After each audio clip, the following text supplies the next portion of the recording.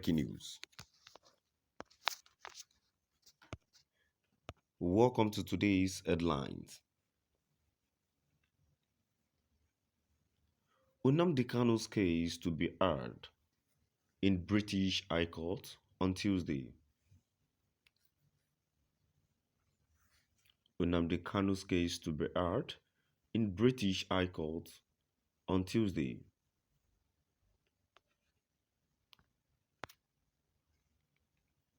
To my dear listeners from wherever you're listening from, please stay tuned as I read today's news.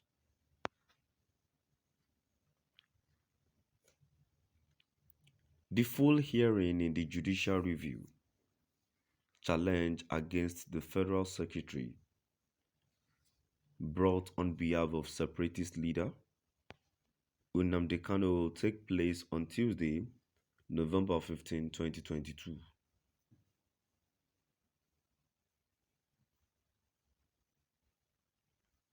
Politics Nigeria reports that Kanu, a British Nigerian, is the leader of the indigenous people of Biafra IPOB, a proscribed group that calls for the sovereignty of Nigerian southeast region.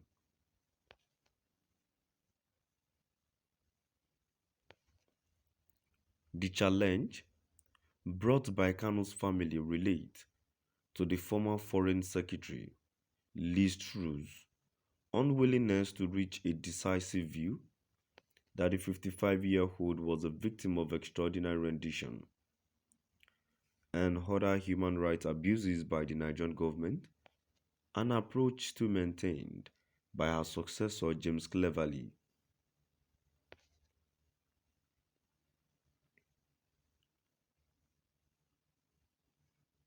Despite admissions by the Nigerian government itself, damning findings by the United Nations UN Human Rights Council Working Group on arbitrary detention in the Nigerian Court of Appeal, it remains the UK government's position that it simply cannot decide how Kanu was brought to Nigeria in June 2021, what happened to him en route, and whether he has been detained arbitrarily, and, if so, what action the UK should take.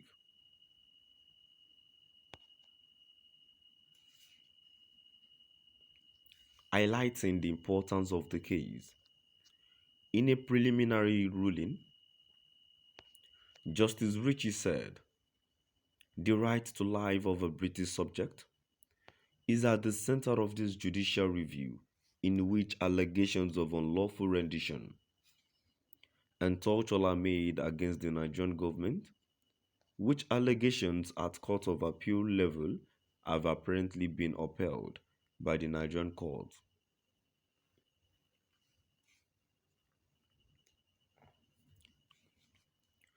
In advance of Tuesday's hearing, Kingsley Kanu, who has brought the challenge on behalf of his brother, said, "I am very pleased that my brother's plight will be heard in the High Court tomorrow, and that a British judge will consider whether the Foreign Secretary has acted lawfully to date in refusing to reach a firm view on his extraordinary rendition."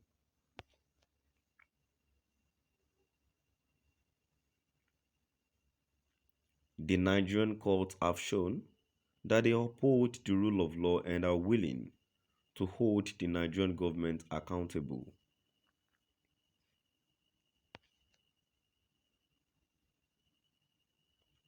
I believe the British government must act equally, decisively when the serious violations of the human rights of British citizens abroad are concerned. Shirin Maka, solicitor at Bindment LLP, who represents Kanu's family, said on Monday, "It is impossible to understand the position of successive foreign secretaries on this case.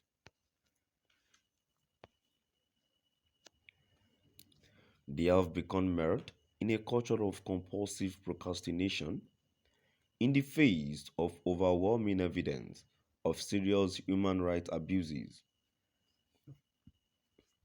Rather than responding in a principled and decisive way and fulfilling the most basic function of a state, which is to protect its own citizens from harm.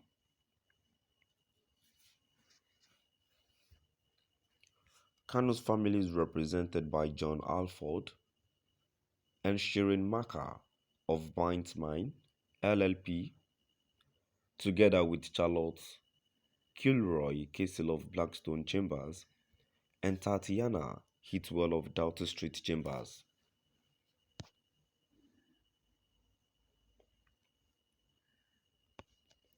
The full hearing in the judicial review challenge against the Foreign Secretary brought on behalf of separatist leader Nnamdi Kanu will take place on Tuesday, November 15, 2022.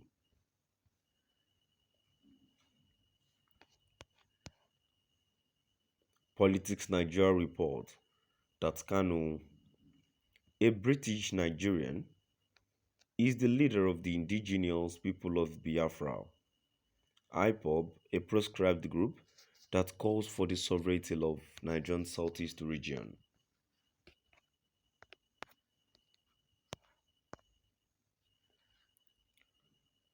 The challenge brought by Kanu's family relates to the former Foreign Secretary Liz Truss' unwillingness to reach a decisive view that the 55-year-old was a victim of extraordinary rendition and other human rights abuses by the Nigerian government,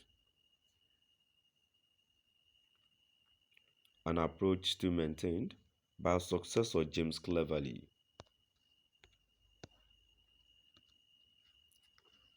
To my dear listeners, now we've come to the end of our today's news.